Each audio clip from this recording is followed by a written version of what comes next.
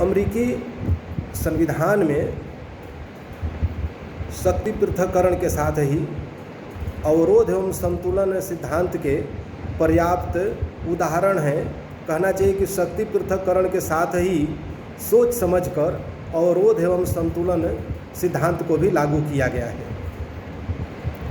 अर्थात सरकार के तीनों अंग विधान पालिका, कार्यपालिका और न्यायपालिका अपने अपने कार्य स्वतंत्रता पूर्वक करें, लेकिन वे अपने कार्य में मनमानी नहीं करें, कोई भी अंग उच्छृंखल न हो जाए।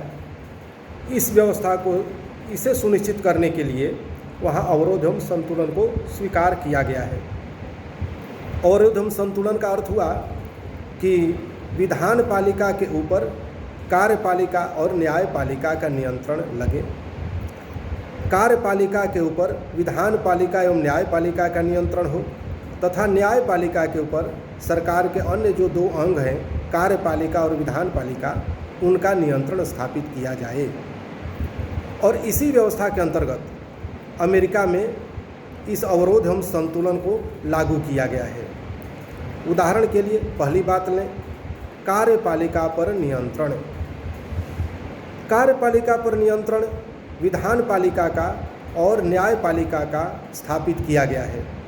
अमेरिकी संवैधानिक व्यवस्था में कार्यपालिका का प्रधान वहाँ का राष्ट्रपति है, वही वहाँ के राज्य का भी प्रधान है, वहाँ के सरकार का भी प्रधान है।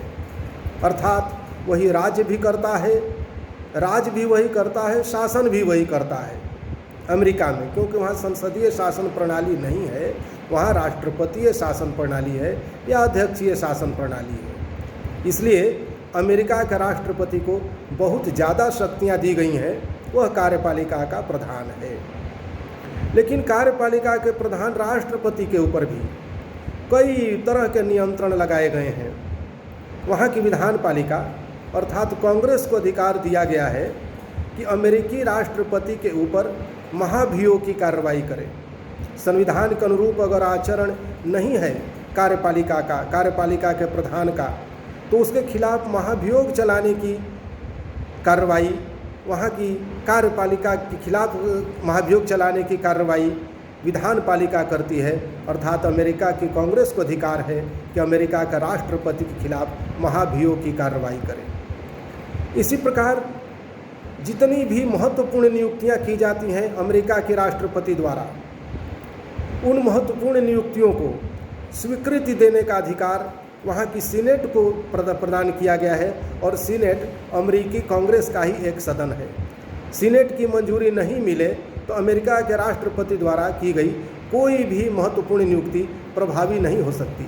इसी प्रकार अमेरिका के राष्ट्रपति द्वारा कोई अंतर्राष्ट्रीय संधि की जाती है, कोई समझौता किया जाता है, तो उसके ऊपर भी अंतिम मंजूरी सीनेट की जरूरी है, अर्थात कांग्रेस की जरूरी है, नहीं तो वह संधि लागू नहीं होगी, वह समझौता लागू नहीं होगा। इसी तरह न्यायपालिका का भी नियंत्रण अमेरिका के राष्ट्रपति के ऊपर है। अमेरिका के राष्ट्रपति के किसी भी निर्णय की संवैधानिकता की जांच अमेरिका की न्यायपालिका करती है। वहाँ के राष्ट्रपति का आचरण संविधान कानून के अनुरूप है कि नहीं है, इसकी सुनवाई न्यायपालिका करती है। इसका अर्थ हुआ कि अमेरिका का राष्ट्रपति काफ़ी शक्तिशाली होते हुए भी वहाँ की विधान पालिका और वहाँ की न्यायपालिका के नियंत्रण में कार्य करता है, वह मनमानी नहीं कर सकता। इसी तरह वहाँ की कार्यपालिका पर भी नियंत्रण स्थापित किया गया है। कार्यपालिका पर विधान पालिका पर नियंत्रण स्थापित किया गया है और विधान पालिका पर नियंत्रण का काम कार्यपालिका द्वारा और न्यायपालिका द्वारा किया जाता है।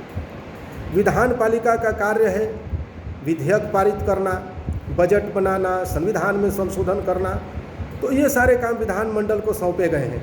लेकिन अमेरिका में अमेरिकी कांग्रेस द्वारा पारित कोई भी विधेयक तभी कानून का रूप धारण करता है जब अमेरिका का राष्ट्रपति अपनी मंजूरी दे दे।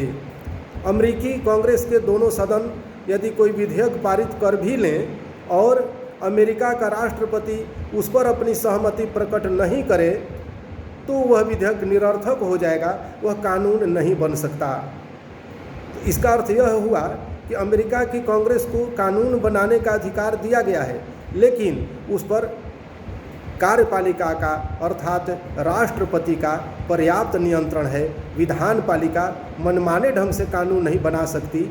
अगर वह कानून बना भी ले, विधेयक पारित कर भी ले, तो कानून बनाने से रोकने का पूरा अधिकार राष्ट्रपति को है। या कानून बनना भी है तो तभी कानून बनेगा जब राष्ट्रपति अपनी मंजूरी उस विधेयक को दे दे।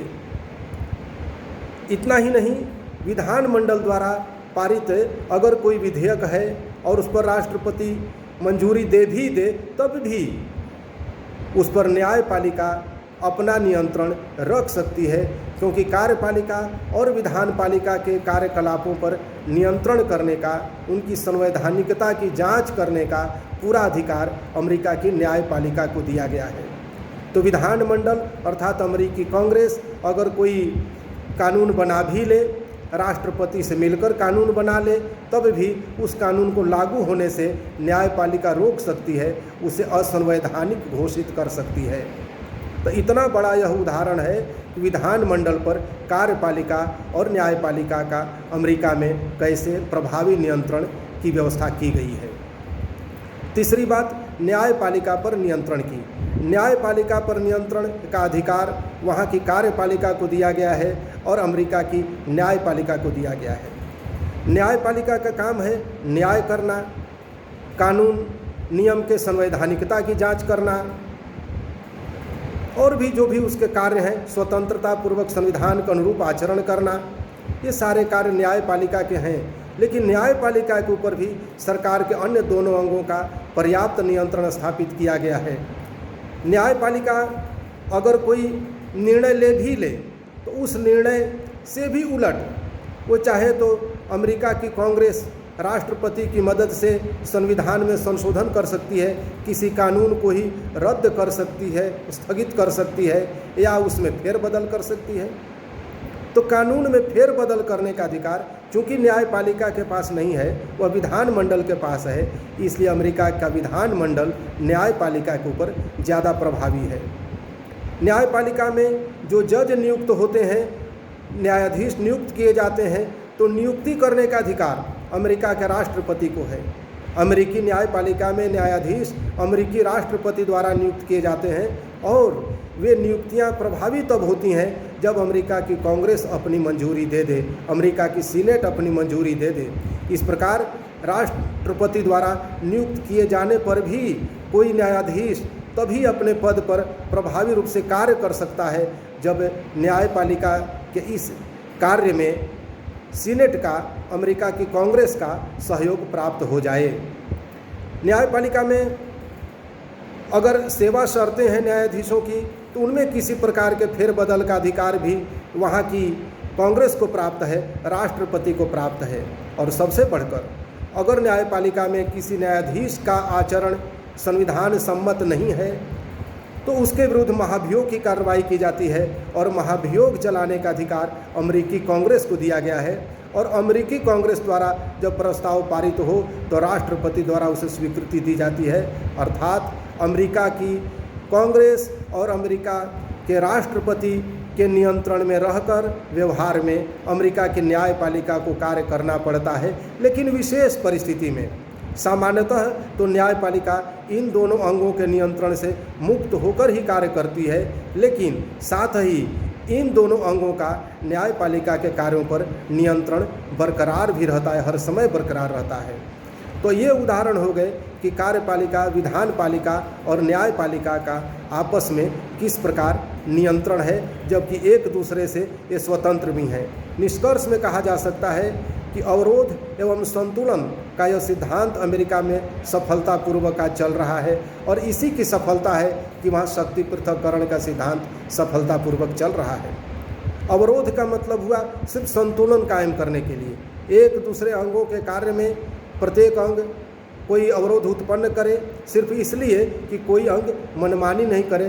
किसी भी अंग की स्वेच्छाचारिता पर रोक लगाने के लिए अन्य दो अंगों को नियंत्रण स्थापित करना है, और चूंकि प्रत्येक अंग अन्य दो अंगों को नियंत्रित कर रहा है, या यह कहा जा सकता है कि दो अंग मिलकर एक तीसरे अंग को नियंत्रित कर रहे हैं, क्योंकि सब ऐसा कर रहे हैं इसलिए उनमें संतुलन भी कायम रहता है। राष्ट्रपति बराबर सोचता है कि मनमानी वह मत करे, नहीं तो कांग्रेस और न्यायपालिका का नियंत्रण लग जाएगा। न्यायपालिका सोचती है वह मनमानी नहीं करे, नहीं तो कांग्रेस और राष्ट्रपति द्वारा कोई न कोई कार्रवाई जरूर की जाएगी। विधानपालिका भी सोचती है कि वह भी मनमानी नहीं करे अपने कार्य में, नहीं तो राष्ट्रपति द्वारा अड़ंगेबाजी की जाएगी, और न्यायपालिका भी उसके कार्यों की संवैधानिकता की जांच कर सकती है। यही सब कारण है कि अमेरिका में सफलतापूर्वक जब से संविधान लागू हुआ तब से शक्ति पृथक्करण का सिद्धांत लागू है, और वह इसलिए लागू है क्योंकि वहाँ पर अवरोधन संतुलन का सिद्धांत भी चल रहा है, और ऐसा जब तक चलेगा तब तक ऐसा होना तय है, यह होता रहेगा।